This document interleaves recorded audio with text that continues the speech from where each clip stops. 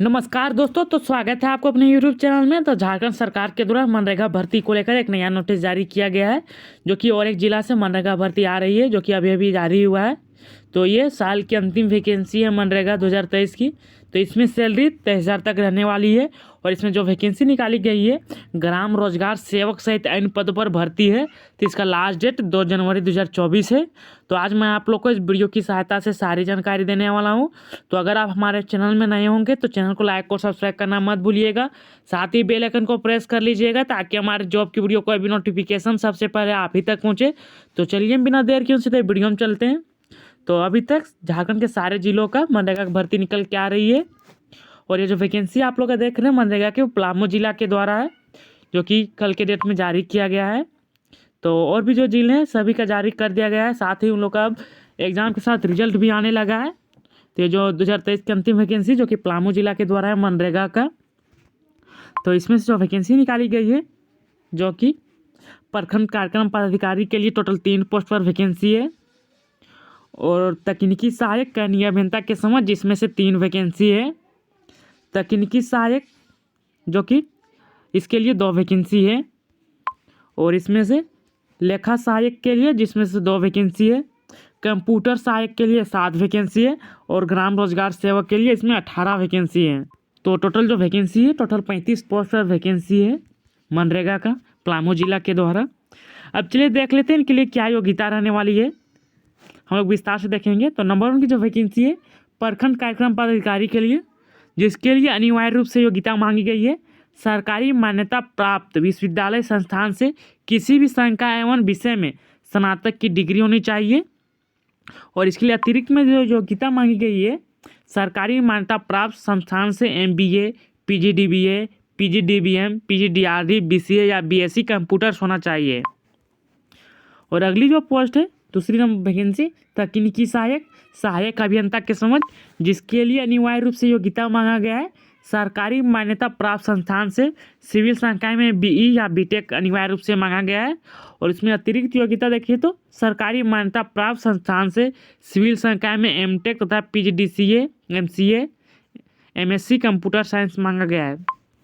तीसरे नंबर की जो वैकेंसी है, जो कि तकनीकी सहायक कनीय अभियंता के समझ, तो इसके लिए क्वालिफिकेशन सरकारी मान्यता प्राप्त संस्थान से सिविल संकाय में आप लोगों का डिप्लोमा अनिवार्य रूप से मांगा गया है।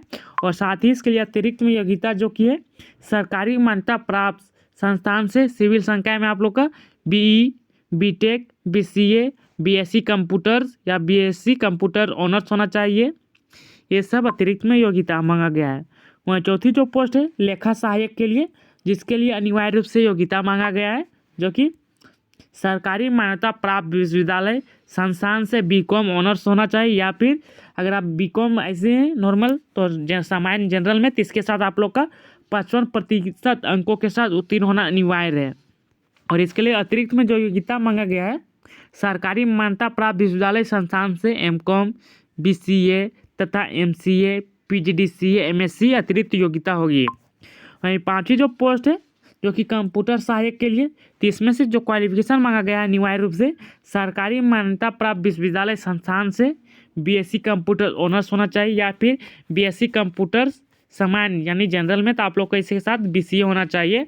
और सामान्य स्नातक उत्तीर्ण के पश्चात, अगर आप सामान्य तौर पर स्नातक उत्तीर्ण, तो इसके पश्चात आप लोग को PGDCA उत्तीर्ण होना आवश्यक है।